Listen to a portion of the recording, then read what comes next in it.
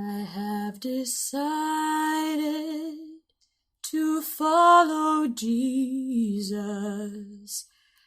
Welcome to Search the Scriptures 24/7, a radio ministry of the Berean Call with T.A. McMahon. I'm Gary Carmichael. We're glad you could tune in. In today's program, Tom launches a two-part series with guest Dave James. Here's TBC Executive Director Tom McMahon. Thanks, Gary. Today and next week, we're going to be discussing the aftermath of two books that had an impact upon multitudes of Christians, and that impact was not good, to say the least.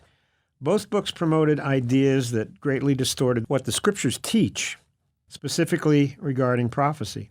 And I use the term aftermath because the authors of both books engaged in more-than-implied date setting that failed to occur.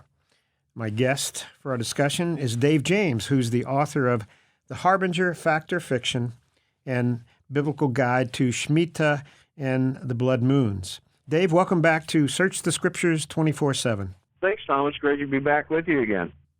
Dave, as you know, the two books that I'm referring to are Jonathan Cahn's The Mystery of Shemitah and Mark Bilt's Blood Moons.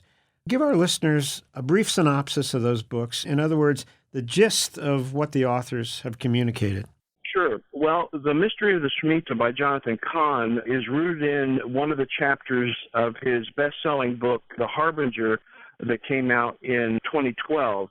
And the word Shemitah is from the Hebrew word for release, and it had to do with the fact that at the end of every 7 years that the Jewish people needed to release those who were in debt from those debts. And the Jewish Sabbath year was also the year in which they were not to sow or plant, but God would provide 3 times the normal produce in the 6th year. And so just as they had a Sabbath day once every 7 days, they would have a Sabbath year once every 7 years, and they wouldn't plant or harvest, and then at the end of the year, those in debt would be released from their debts.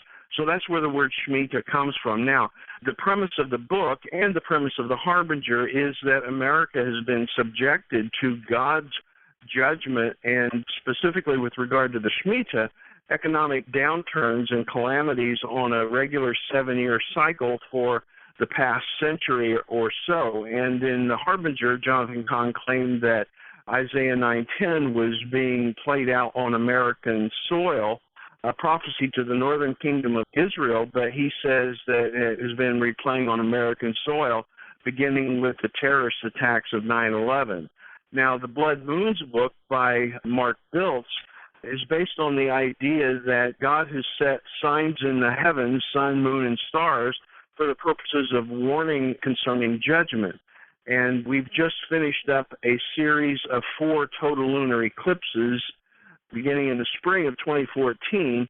So on the Jewish feast day of Passover in the spring of 2014, then the Feast of Tabernacles in the fall of 2014, then again on Passover of this year, and on the Feast of Tabernacles just a few weeks ago, that there were full lunar eclipses. And since the moon turns a brownish red color, he believes that these could have been at least a fulfillment of passages in the Bible, prophetic passages related to the day of the Lord and the return of the Lord, most specifically in Joel chapter 2, Matthew 24, and Revelation chapter 6. Yeah. Now, Dave, we always get this question, so I need to throw it in right away. Have you had any personal interaction with the authors? And if so, how did it turn out? Well, I've had interaction with Jonathan Cahn. I had interaction within a few weeks of his book coming out in 2012, because the week that it did come out, I did an interview concerning his book in which I criticized it, and word got to him. So he contacted me first. And, of course, it was a public discussion because it was a publicly available material. It wasn't like it was a private conversation, so it wasn't a Matthew 18 situation. It was something that was already rising quickly on the New York Times bestseller list. And so he contacted me via email, and we had several email discussions. And then on April 6th of 2012, he and I did a 75-minute moderated discussion that was moderated by Jimmy DeYoung of Prophecy Today. And then since then, maybe a year and a half ago, I was corresponding with him again because there was someone in his church, a leader in his church was actually launching quite vicious attacks publicly against me and defending him, and I just let him know that this was not appropriate, the personal attacks that were going on. And so he and I have had discussions and interactions. We do not agree. We did not agree. I tried to persuade him of some of the problems in his book, and he chose not to agree with them, and that's his prerogative. As far as Mark Biltz is concerned, though, I have not had any personal interaction with him. Mm-hmm. Again, personal interaction. I'm glad you brought up the point because the mistakes that's usually made by those asking those questions is they try and throw it into a Matthew 18 situation, if a brother has aught against brother. But as you pointed out, Dave, no, somebody writes a book, and even if it's a secular book, there are people that review it, and they have their own opinions and so on. So you make something public, everybody has the right to either agree with the book or disagree with the book, criticize the book, however they want. But it's not a personal issue because, as you said, this was a public promotion of the views that Mark Biltz has, the public promotion of the views that Jonathan Cahn says. And we, as believers, we're to be Bereans. We're to, if you want to read the book, fine, but now let's hold it up to the Scriptures to see if these things are so according to the Word of God. So it's different that way, isn't it? Well, yeah, it definitely is. Matthew 18 says, if a brother sins against you, go to him, and if he listens, you won him. And if he doesn't listen, take 2 or 3 witnesses. So the presumption there in Matthew 18 is that it's a private issue, and if it is resolved between the two of you, it never sees the light of day. It's never made public. But in the case of the Harbinger and the Blood Moons and other books like this, it's put out in the public marketplace for public consumption. So it's out there for public consumption, and it's definitely out there for public critique, and that's what is done all the time. I never suspected that somebody or the others might think that somehow I was violating a biblical principle by critiquing it publicly, because every author and every publisher knows that when their work is put out there, there are going to be people examining it. Some are going to agree and some are going to disagree. And beyond that, this is not something that was just done in a limited setting like in a Sunday school class. This was something that was rapidly gaining an audience of tens of thousands, hundreds of thousands, and now over 2 million people have read the book, The Harbinger. Many have read the Mystery of the Shemitah. They've seen the Isaiah 9:10 judgment, which is about it. It's become a whole cottage industry. So there are some people out there critiquing it, and then to be called to account on the basis of Matthew 18 is a complete distortion and misuse of that passage. Dave, for those Christians who haven't either read Kahn's book or Biltz's book, what would you say? Again, this is your perspective, but folks, I have to tell you this. Dave's not shooting from the hip here. He put time and energy, research, as you heard earlier, tried to address these issues personally with Jonathan Cahn at least. So this isn't a small thing. But Dave, from your perspective, what most concerns you biblically about these books? Well, there are a number of things. The short answer is they're unbiblical. The little bit longer answer is, for example, concerning the Harbinger and the Mystery of the Shemitah, they're a complete mishandling of Scriptures. For one thing, in the book The Harbinger, he takes Isaiah 9:10 out of its context, and Isaiah 9:10 talks about the fact that the bricks have fallen, but we'll rebuild with hewn stone. The sycamores have been cut down, but we will replace them with cedars, which was simply an act of defiance by the people of Israel in the face of the clear fact that God was judging the nation and was about to judge the nation at the hand of the Assyrians. But prior to that chapter in Isaiah, which is not mentioned or referred to at all in Jonathan Cahn's book, is one of the most significant messianic kingdom passages in the entire Old Testament. It talks about, this is the chapter where it says that a child will be given, and his name will be called Wonderful Counselor, Mighty God, Everlasting Father, Prince of Peace. It says that he will sit on the throne of his father David, and he'll have an everlasting kingdom. But the Harbinger leaves Israel under judgment and in the dustbin of history, never to mention that there's actually a restoration coming. So it's one of the most egregious examples of supposed prophetic work that you can possibly imagine. And then when you talk about the mystery of the Shemitah, the Jewish Sabbath year, was given exclusively and specifically to the nation of Israel as part of the law of Moses. And there's no indication that there's some sort of Shemitah principle that is somehow woven into the fabric of history that affects all the nations of the world, and most specifically the United States. It was only for the nation of Israel. And even when Israel was in the midst of her depth of pagan idolatry, there's no indication that God even judged them on a 7-year cycle, let alone another nation. Yeah. And then when you talk about the blood moons, the fact is that those passages, those prophetic passages, talk about supernatural events, not natural events like lunar eclipses. And Genesis 1:14, which says the sun, moon, and stars are given for signs and seasons, that's for setting up a calendar, not as setting up for a sign of judgment. So it just goes on and on and on. Yeah. Dave, as you're pointing out, we could go on and on and on about the errors in this book. But bottom line, as you pointed out, this is so erroneous with regard to what the Scriptures teach. For example, you mentioned, well, just ahead of Isaiah 9:10, which is his pivotal scripture, you have Isaiah, the verses that precede that you articulated. Well, what about not just 9:10, 11, 9:11, 9:12, 9:13, 9:14, 9:15? You go through all those verses and you say, wait a minute, did any of these things happen to the United States? I mean, how can anybody in their right mind, I probably shouldn't say that, but it's so outrageous that I'm thinking none of these other things took place as you continue to read through Isaiah, the rest of those verses. It can't be applied.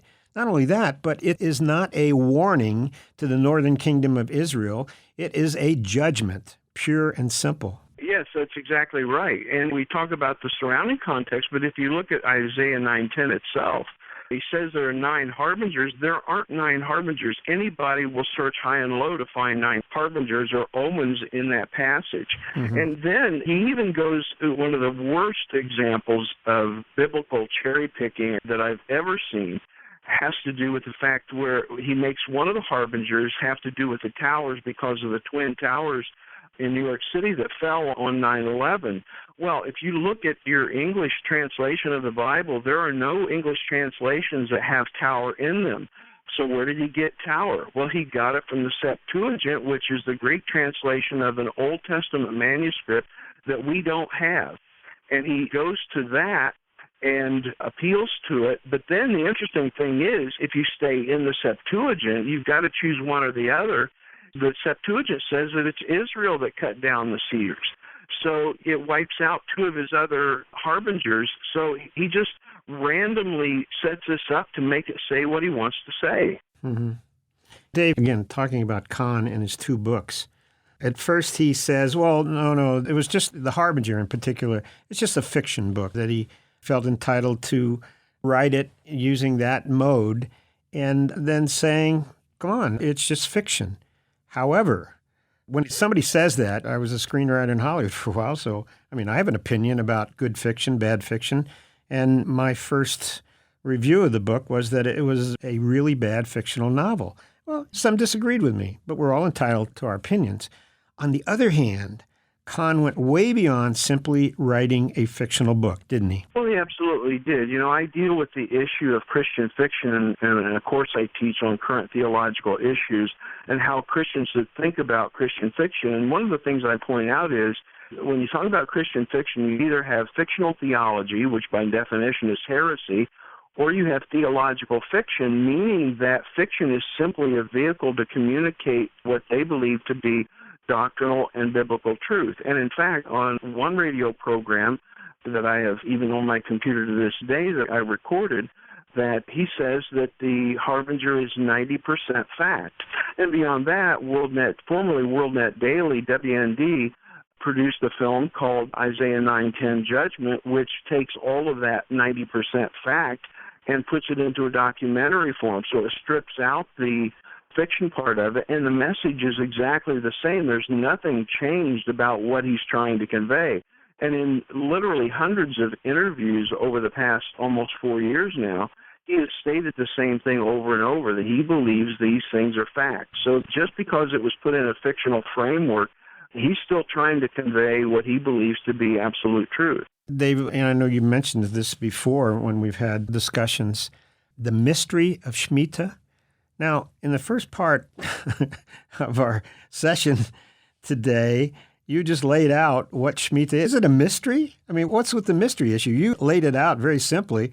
This has to do with Sabbath keeping, right? Well, that's true, and I point this out in my book, that there's nothing mysterious about it. The problem is not what's a mystery. The problem is what God laid out so specifically for the nation of Israel and what he specifically did not lay out for any other nation but Israel. So there is no mystery. And the real problem here in this whole thing is that this is sort of Jonathan Cahn's trademark, that he is a revealer of mysteries. He positions himself as a revealer of mysteries. You can see this through dozens of titles of his sermons that he does, and even some DVDs are now available. He's continually positioning himself, saying the mystery of this or the mystery of that. And the idea is that here you have a Messianic Jew who is supposedly revealing mysteries that no Christian, no Bible scholar, no theologian has seen for 2,000 years, but now he's revealing them. And when you talk about Isaiah 9:10,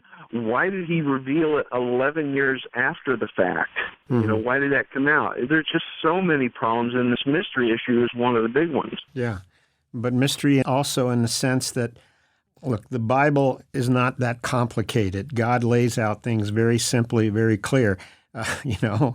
Dave, at least speaking for myself, if he didn't do that, I couldn't understand it even with the power of the Holy Spirit. But no, that's God's MO. That's the way he goes about things. Things are very simple, very clear. Not that there aren't some incomprehensible things about the character of God that we need to grow in and mature in, and maybe for all eternity, because we're finite and God's infinite, we can't handle those things. But coming back to mystery, what he's done, in my view, he has mystified, made confusing by, you use the term cherry picking, for those people who don't understand that term. It just means he's very selective in what he uses. He'll select this, he'll select that for his own purposes and so on. Talking about Jonathan Cahn. But the confusion, you talk to anybody about his books, even his biggest fans, and they can't explain what he's talking about. I mean, honestly, I've had those conversations with people. So the mystery of Shemitah, no, it's a Sabbath keeping given to Israel specifically, but now he's turned it into a mystery that's mystifying a lot of people out there. And I think that's a really bad thing. Yeah, I would agree. And actually, Mark Biltz has built on this idea, as you mentioned, Sabbath keeping. He is a part of the Hebrew Roots movement, and they are the ones who are trying to bring Christianity back under the Jewish law and Hebrew customs. And one of the things that he repeats over and over, both in his book and on countless interviews, is that Christians need to get back onto God's calendar, meaning that we need to be observing the Sabbath day each week. We need to be observing the Jewish feasts as Christians, and by extension, that would mean observing the Jewish Sabbath year as well. So there's this merging that's going on, and they're actually bouncing back and forth off each other a lot now. Dave, the concern that I have, and that you have, which is why we've put so much time and energy on this, is how it's misleading so many people out there. We're going to get to implied or more than implied date setting on both the part of Biltz and Jonathan Cahn. But just as an example of the confusion that's been created in mystification, to use that term, Cahn gives a boatload of alleged economic facts and dates related to his conclusions. Well, you've been through all these things. Do they stand up to scrutiny? Well, no, they actually don't. You can look at it from a number of different perspectives. One, if you chart the economic growth of the stock market, for example, in the U.S. economy over the last 100 years, and then you note the downturns are actually just blips on the radar screen. The overall trajectory is overwhelmingly upward. And so to suggest that God has been judging the nation such that it gets wiped out economically every 7 years is just factually not true at all. It's demonstrably not true. Another thing is, with reference to all these statistics and facts that he puts out, he documents very, very little. I think there's only 3 or 4 out of the dozens and dozens of fact claims that he makes, there are only 3 or 4 where he even documents his source. We have no idea where he's getting his information, or the average reader would not get any idea. Actually, I started doing some searches on some of the phrases in his book to try to find out what his source and documents were, and what I come up with is there's some almost word-for-word documentation that comes straight out of Wikipedia and on multiple occasions. Another thing that I found was I found a chart that I think that he has based his graphs on. He has 17 graphs in his book, and I think I found the chart that it's based on after a lot of research. And what I did was I compared his charts to that original chart, and his charts in his book have no vertical scale. Now, anybody who knows anything about graphs knows that a graph means nothing without a vertical scale, because you can stretch it or contract it to make it say whatever you want. And what I found was when I laid his graphs over the top of the longer-term graph, it definitely had been stretched. So not only is there a lack of documentation, not only is there a lack of facts, there's actually what seems to be a manipulation of the data in order to make his case appear far stronger than it actually is. Mm-hmm. And Dave, the question that greatly concerns us is why this program at this particular time is this isn't just for readers' interest. This is all moving in a direction, and for the last year at least, maybe a little longer, this has been pointing to an economic crash, the worst in the history of the world. If you listen to Biltz, if you listen to some of Kahn, whether they're on with Jim Baker or Sid Roth or whoever they're promoting their books with, and those dates, whether they be implied, and I think it's more than implied, especially when you have people supporting them, backing it up with survival food, with all kinds of things, which is what we're going to address in our next session. The dates, Dave, we've got less than a minute here, but the dates last month, this is October 14th, but September was a major date in which these things were supposed to come together, and the results were not to be good for not just the U.S., but for the world. So it pointed a certain direction, and it's had some aftermath, which is what we're going to talk about next week. Dave, want to make one last point about that? Well, you're exactly right. As we get into it, we'll see that nothing did happen on September 13 and 14. Nothing did happen on the 28th, which was the last lunar eclipse. And we'll certainly have plenty to talk about next week as far as they're saying that they weren't date setting. They actually were. Yeah. My guest has been Dave James. He's written a couple of books about the issue of the Harbinger, about blood moons, and we're greatly concerned about this, folks. We want to encourage people to be Bereans. No matter who comes along, if it's what we say, or what anybody else says, we need to search the Scriptures to see if these things are so. So look forward to our program next week. Thanks so much, Tom. I have decided to follow Jesus. Please visit our website, thebereancall.org, to access our radio archives going back to 1999 and our newsletter going back to 1986. We offer daily updates by email or visit us on Facebook or Twitter. Are you looking for information about a specific topic? Go to thebereancall.org and click on Topics at the top of the page. Our online store is thebereancall.com. We offer a wide variety of books, tracts, CDs, and DVDs. Note that most of our ebooks are free. I'm Gary Carmichael. Thanks for tuning in, and we hope you can join us again next week. Until then, we encourage you to search the Scriptures 24/7. Though none go with me, I still will follow. No turning back, no turning back.